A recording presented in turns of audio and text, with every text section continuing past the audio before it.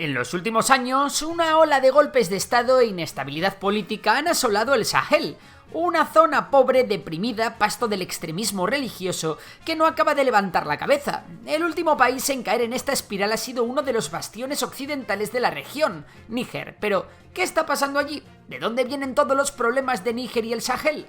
¿Estamos ante un nuevo escenario de la rivalidad entre Rusia y Occidente? Pues venga, pónganse cómodos, que enseguida lo vamos a ver. Para entender de dónde vienen todos estos problemas del Sahel y sus aledaños, nos tenemos que ir al siglo XIX, momento en el que Francia y el Imperio Británico colonizaron toda esa zona. Mientras que Francia se hizo fuerte en el occidente del continente africano, controlando territorios como los actuales Guinea, Mali, Burkina Faso, Níger, Chad o la República Centroafricana, el Imperio Británico controlaba otros territorios como Nigeria o Sudán. Esta colonización fue provocada por la industrialización que trajo consigo mejoras en los transportes. Gracias a los nuevos motores, los barcos y trenes podían llevar mucha más mercancía en mucho menos tiempo, lo que hacía que de repente explotar recursos naturales en África fuese rentable. El problema fue que a Francia y a Reino Unido les importaba un pimiento el desarrollo de esas zonas, lo único que les interesaba eran las materias primas. Por ello solo construyeron puentes y vías de tren que iban desde las minas hasta los puertos, y en casi ningún caso se hicieron vías de tren o carreteras que conectasen a las diferentes ciudades entre sí para potenciar el comercio entre estas. Esta situación de colonialismo duró hasta el fin de la Segunda Guerra Mundial, momento en el cual la mayoría de países de África se independizaron. Sudán lo hizo en el 1956, Guinea en el 1958 y la mayor parte de los países del Sahel lo hicieron en 1960. El problema era que tras tantos años de dominio europeo en el que todo el poder y todos los trabajos cualificados eran ejercidos por europeos, apenas había gente cualificada para administrar los diferentes países. Y es que la falta de educación en la población africana era altísima, y la mayor parte de sus habitantes no sabían ni leer ni escribir. Por ello, las políticas puestas en marcha durante los primeros años de la descolonización y el simple funcionamiento diario de los estados eran muy pero que muy ineficientes. Todo esto provocó una gran inestabilidad política, en la que los militares continuamente daban golpes de estado, y los gobiernos caían una y otra vez en manos de militares corruptos más preocupados de despilfarrar dinero público y de colmarse de lujos que de cualquier otra cosa. Toda esta mezcla de dictadores, improductividad y corrupción llevó en los 80 y 90 a muchos países africanos a soportar grandes hambrunas, y Níger no era la excepción. En Níger, una serie de sequías en la región del Sahel produjo una gran crisis en la cual el país tocó fondo, lo cual dio lugar a enormes protestas y multiplicó las presiones internacionales para iniciar la transición a la democracia.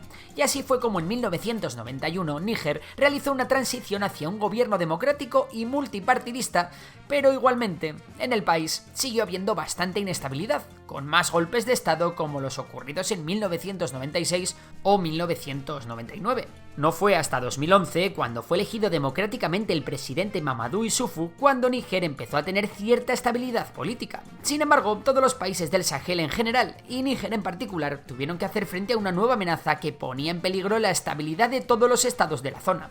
Hablamos de los grupos yihadistas que empezaron a hacerse fuertes en las zonas menos pobladas del Sahel. Pero, ¿por qué aparecieron estos grupos de repente? Todo viene de la desestabilización de Libia.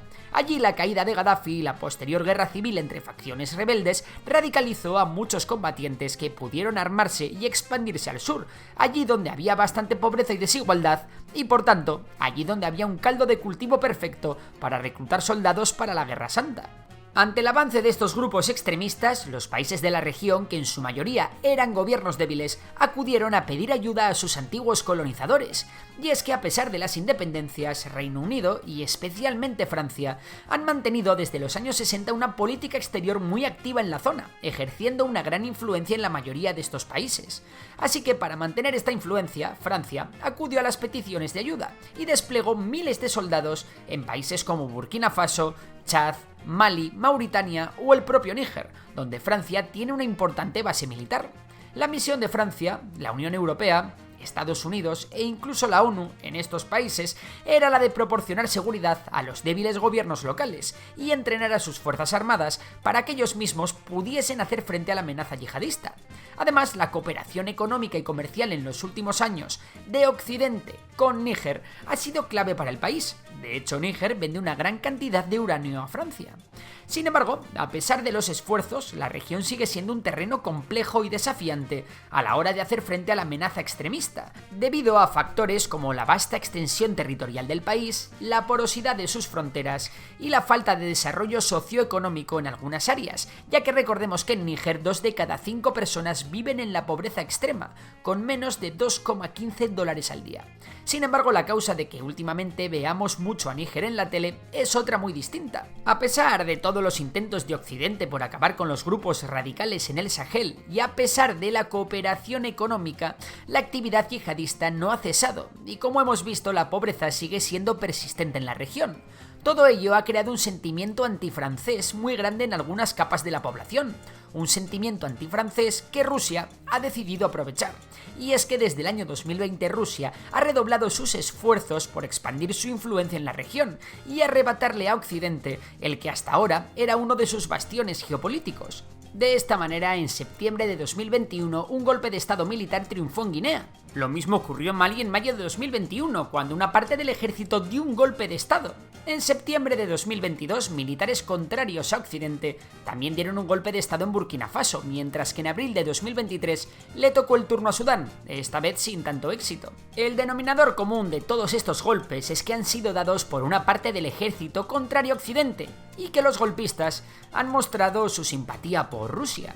De hecho, en algunos de estos países se ha desplegado el grupo Wagner, que en el caso de Mali y Burkina Faso lo ha hecho para dar estabilidad a estos nuevos gobiernos que se han organizado en juntas militares. Pero más allá de estos de los que hemos hablado, en los últimos 4 años ha habido hasta 12 intentos de golpe de estado en 8 países de la región. Y así es como llegamos al día 26 de julio de 2023, día en el que los soldados de la Guardia Presidencial de Níger retuvieron al presidente Mohamed Bazoum dentro del propio Palacio Presidencial en Niamey. A pesar de las presiones internacionales, el golpe tuvo éxito y, apoyados por un importante movimiento popular, en el que incluso la población civil ha llegado a manifestarse ondeando banderas rusas, los militares han formado una junta militar para gobernar el país. La junta, liderada por Omar Chiani, justificó el golpe de estado por la corrupción, la crisis económica y la falta de seguridad que vive el país, aunque hay fuentes que hablan de que el presidente quería relevar a Chiani de su cargo y por eso este se ha amotinado. Sea como sea, las reacciones no se han hecho esperar.